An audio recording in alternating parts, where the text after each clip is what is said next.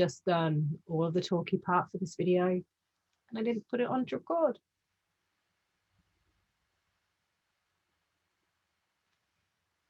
This is my first day. Is it? Today we are talking OhShape. If any of you have watched Hole in the Wall, you will notice there are some similarities, and that is because OhShape is inspired by Hole in the Wall. I'll insert a clip in case you haven't seen it. This is another rhythm game where as a player you will move through the wall, you will punch walls, you will duck under walls, you will dodge around walls. Everything's about walls. So the game, it's got 31 maps in total. It's got 4 different difficulty levels. It's got a party mode if you're very competitive and you want to compete against your friends and family and make it into a more of a fun thing. And it's also got a practice mode where if you are struggling with certain difficulties or certain parts of the songs, you can do a lot of practice around them, which is great. A lot of rhythm games have that. So let's talk about the good. I find as a game, it makes me move around a lot. It makes me move around a lot if I'm in a more difficult level. I find on easy and medium, with those massive gaps between walls, you aren't moving as much. So what I prefer to do, especially if I want to get a workout out of the game, bump myself into no fail and up that level. And that will really, really get your heart rate going. The game's just got a lot of fun songs. There's quite a wide range. They've also got the Electro Party DLC, and that's got some great songs on it as well. The moves do fit in very well with the songs. So I really like that aspect of the game.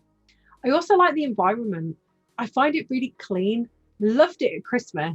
They put baubles around and there was snow and it was so pretty.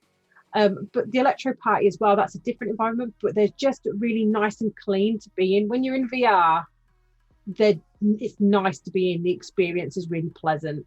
Something I also just really like about OhShape and the developers, they do monthly giveaways. If you head over to their Instagram, they do a monthly challenge where you have to do a song on a particular difficulty. And if you get over a certain score and screenshot it and email them it, you can win the chance of getting a new game. We were lucky enough to actually submit a score, I think for April's, when they were giving away wands, and we actually won it. So we've got wands to play yet. Video comes. Another thing I really, really like about this game is it's available on all platforms. PSVR, you guys. They didn't forget about you. Many, many games forget about you. OhShape got you back. It's on Steam. It's on Oculus. On Steam, they've even got a demo. So even if you don't know if you're going to like it, because I know there are some people that said it's a little bit of a boring game. If you don't know, try the demo. So onto the bad. Let's talk calibration. We really, really struggle to get our calibration right. If we do the automatic height detection, I'm not big. I'm 5'6", big 6 foot. It makes me in game so incredibly tall that I just can't. But I'm not that tall. So I have to manually adjust it to just over a meter for it to actually work for me. This is also where Big struggles with the game. He likes the game in theory, but gets incredibly frustrated when he plays it, because it just does not calibrate right for him. He's got very long arms and he cannot fit through the walls. Everything that he does clips them. He ends up, if you see any of our videos, especially the latest Electro Party one, he can't put his hands out fully because it clips them. And if you're constantly clipping stuff and getting that haptic feedback, it becomes really, really frustrating, which I'm sure you can understand. I also struggle in that I'm a weird shape. I've got long legs and I've got a short body. When it tells me to put my hands on my hips, where my hips are and where the stick person's hips are different places. And it doesn't like it.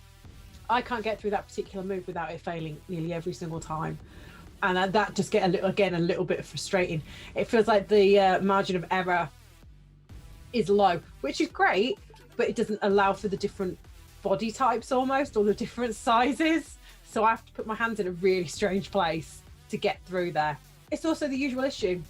Rhythm games, if you're going from song to song, you've got downtime. There's no two ways around it.